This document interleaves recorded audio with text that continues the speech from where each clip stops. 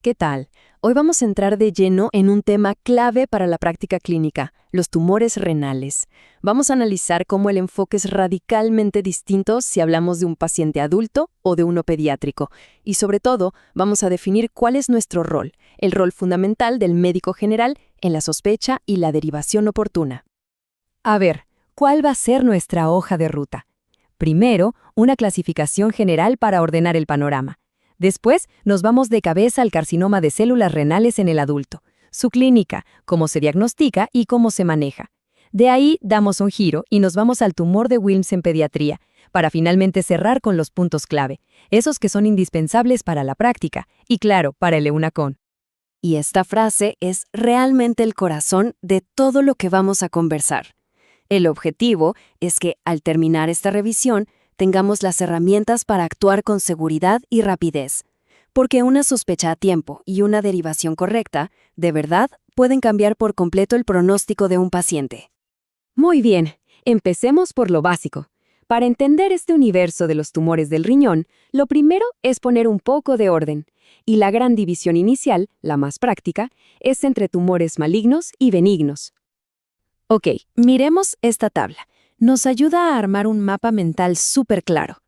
En la columna de los malignos, el carcinoma de células renales, el famoso CCR, es el protagonista absoluto en adultos, y en niños, ese rol lo toma el tumor de Wilms.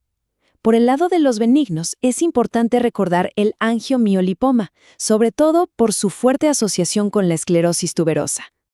Ahora sí, vamos con el actor principal en el mundo de los adultos, el carcinoma de células renales. Y ojo, porque este no es solo un tema para el urólogo. Por todas sus manifestaciones sistémicas, se ha ganado con toda justicia el apodo de el tumor del internista. Entonces, ¿qué cosas aumentan el riesgo de tener un CCR? El factor de riesgo modificable más potente, pero por lejos, es el tabaquismo. Le siguen muy de cerca la obesidad y la hipertensión. Y para el EUNACOM, siempre hay que tener en mente su asociación con la enfermedad renal crónica y con algunos síndromes genéticos, como el de von Hippel-Lindau. Aquí tenemos un verdadero cambio de paradigma. Antes, uno esperaba los síntomas para sospecharlo. Hoy, gracias a que usamos mucho más la ecografía y el escáner abdominal para estudiar otras cosas, más de la mitad de estos tumores se descubren por casualidad. Son los famosos incidentalomas, en pacientes que no sienten absolutamente nada. Y esto nos lleva a un punto clave. La famosa tríada clásica que todos aprendimos, hematuria, dolor en el flanco y una masa que se puede palpar, hoy en día es una rareza. Se ve en menos del 10% de los casos. Y el mensaje es este: si nos llega un paciente con la tríada, no estamos haciendo un diagnóstico precoz. Probablemente ya estamos frente a una enfermedad avanzada. Volvemos a esta idea porque es fundamental. La razón de ese apodo es la increíble capacidad que tiene el CCR para imitar otras enfermedades. Lo hace produciendo hormonas y otras sustancias que generan una variedad fascinante de síndromes paraneoplásicos.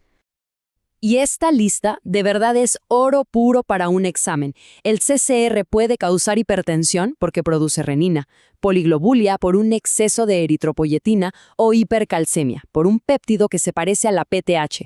Mención especial para el síndrome de Stauffer, esa disfunción hepática misteriosa que mejora cuando se saca el tumor. Y la perla clínica final, un varicocele derecho que aparece de golpe, nos obliga a descartar un trombo tumoral en la vena renal o en la cava.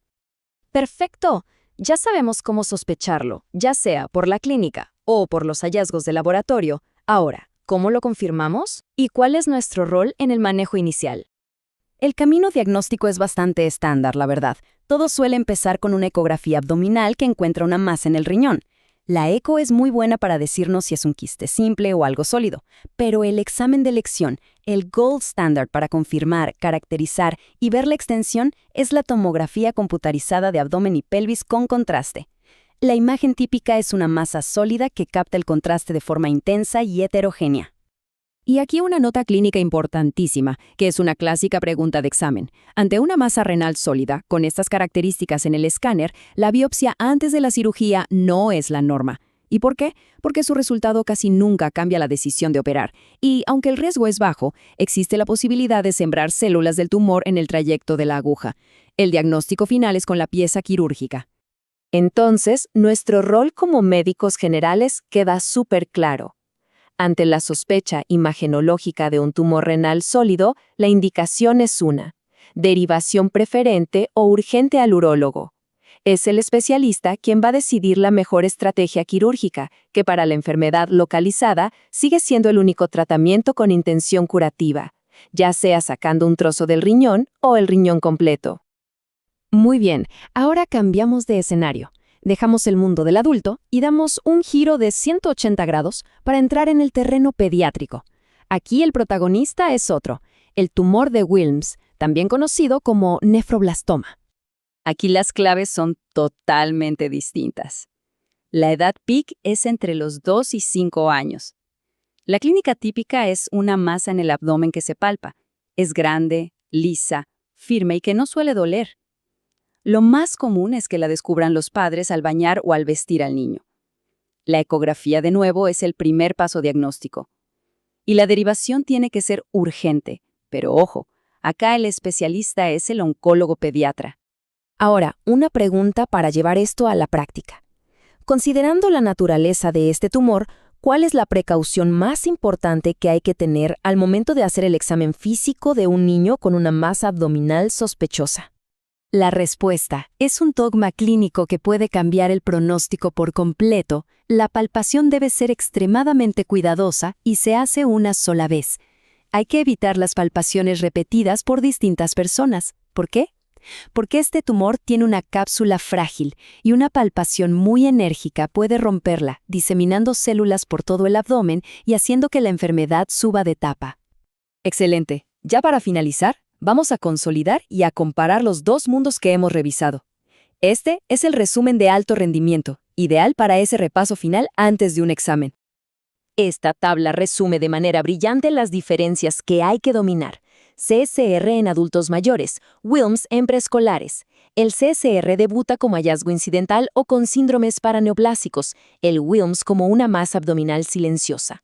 La derivación del CSR es al urólogo, para un manejo principalmente quirúrgico.